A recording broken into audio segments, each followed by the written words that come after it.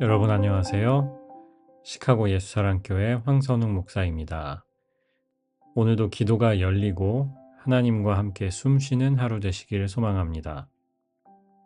1월 22일 수요일 말씀으로 여는 아침입니다. 오늘 우리에게 주시는 하나님의 말씀은 요한복음 6장 60절, 61절, 그리고 66절부터 68절까지 보겠습니다. 예수의 제자들 가운데서 여럿이 이 말씀을 듣고 말하기를 이 말씀이 이렇게 어려우니 누가 알아들을 수 있겠는가 하였다. 예수께서 제자들이 자기의 말을 두고 수군거리는 것을 아시고 그들에게 말씀하셨다. 이 말이 너희 마음에 걸리느냐? 이 때문에 제자 가운데서 많은 사람이 떠나갔고 더 이상 그와 함께 다니지 않았다. 예수께서 12 제자에게 물으셨다. 너희까지도 떠나가려 하느냐? 시몬 베드로가 대답하였다. 주님, 우리가 누구에게로 가겠습니까? 선생님께는 영생의 말씀이 있습니다. 아멘. 위튼 칼리지의 풋볼팀이 있는데요. 원래는 위튼 크루세이더스 였습니다. 그러다가 수년 전에 크루세이더스가 Thunders로 바뀌었습니다. 크루세이더는 십자군이라는 뜻이죠. 위튼 칼리지답게 풋볼팀을 십자군이라고 지어놨어요. 그러다가 어떤 이유에서인지 Thunders, 천둥으로 바뀌었습니다. 제가 혼자 해본 생각인데 아마 offensive 해서 바뀌었을 겁니다. 십자군 전쟁 기억하시겠지만 기독교와 이슬람의 문명의 충돌이었어요.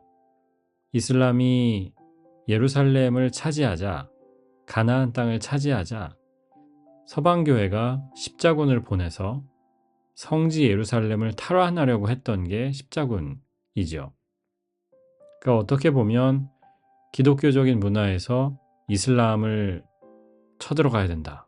이제 이렇게 들릴 수 있기 때문에 offensive 해서 바꿨다는 거죠. 제 추측입니다.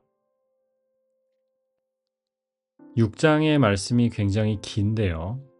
긴 이 6장 말씀 동안 예수님의 정체에 대해서 다룹니다. 예수님이 진짜 누구신가? 본인이 말씀하시는 대로 정말 하나님의 아들이신가? 아니면 조금 정신이 이상한 사람인가? 긴 논의가 있습니다. 예수님께서는 내가 하늘로부터 내려온 산 떡이다 라고 하시고요. 사람들은 이상한 사람으로 생각합니다. 자칭 하나님으로. 자기를 하나님의 아들로 이야기하는 기분 나쁜 사람, 그렇게 생각해요. 슬픈 것은 예수님의 제자들 중에도 그 말씀에 동의하지 않는 사람들도 있던 것 같아요. 60절에 제자들이 자기들끼리 이야기합니다. Who can accept it? 누가 이 말씀을 받을 수 있겠는가? 61절에 주님께서 그것을 아시고 그들에게 물으시죠. 이 말이 너희 마음에 걸리느냐? 영어로는 Does this offend you? 라고 되어 있어요. offensive라고 말하면 다 끝나는 세상이 된 것 같습니다.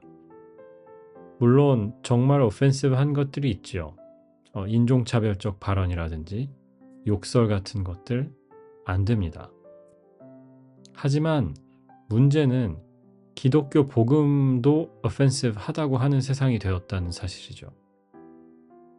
죄인이라고 부르는 것도 싫고요. 변화해야 한다. 지금의 상태를 떠나고 바꿔야 한다라는 이야기도 offensive 하다고 이야기합니다.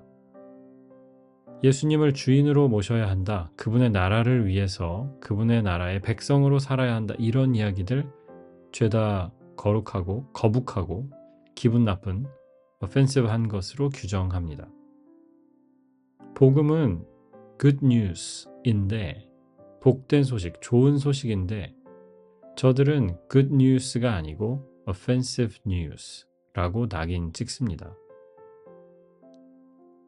예수님의 이야기를 offense 아니면 기분 나쁜 것으로 규정했던 이들이 있었던 반면에 정반대 입장에 있었던 12명의 제자도 있었습니다. 다행히 예수님을 떠나갔던 사람들은 이 12명이 아니라 더 넓은 의미에서의 제자들이었던 것 같고요. 66절에 이렇게 설명합니다.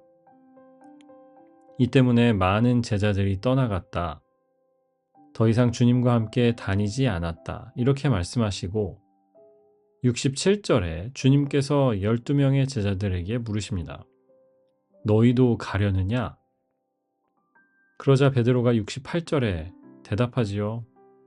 주님, 우리가 누구에게로 가겠습니까? 선생님께는 영생의 말씀이 있습니다.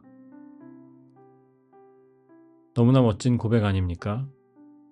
누군가에게는 예수님의 정체가 기분 나쁜 것이었습니다. 걸리는 얘기였어요. 들었는데 삼키기 힘든, 목에 턱 걸리는 것 같은 그런 이야기였어요. 하지만 정반대의 또 제자들이 있었던 것이죠.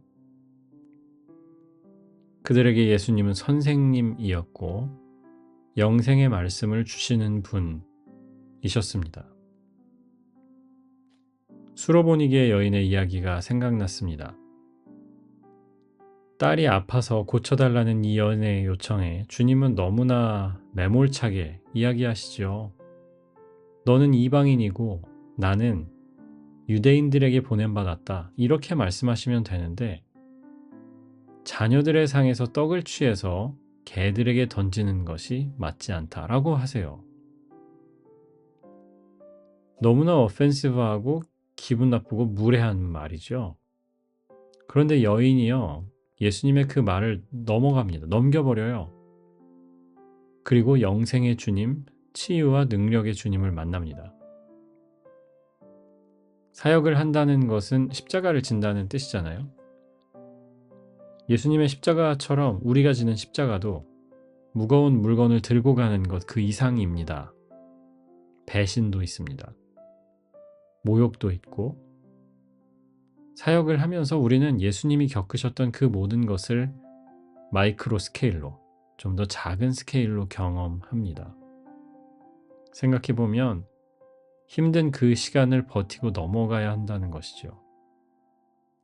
십자가 너머에 부활이 있기 때문에 어펜스 너머에 영생의 말씀이 있기 때문에 이것을 기억하고 버텨야 합니다. 한편으로 주님은 오늘 우리에게도 묻고 계신다는 생각이 들었습니다. 너도 가려느냐? 너도 가려느냐? 내 말씀이 부담스러운 말씀이더냐? 묻고 계십니다. 제자들처럼 대답했으면 좋겠습니다. 주님, 우리가 누구에게로 가겠습니까? 영생의 말씀이 주님께 있습니다. 기도합니다. 주님, 감사합니다. 거리끼는 것, 또 우리가 겪는 여러 가지 어려움들 그 너머에 가서 예비하신 복과 부활의 능력을 경험할 수 있게 이끌어 주옵소서. 우리의 삶을 주님께 다 맡기며 예수 그리스도의 이름으로 기도합니다. 아멘.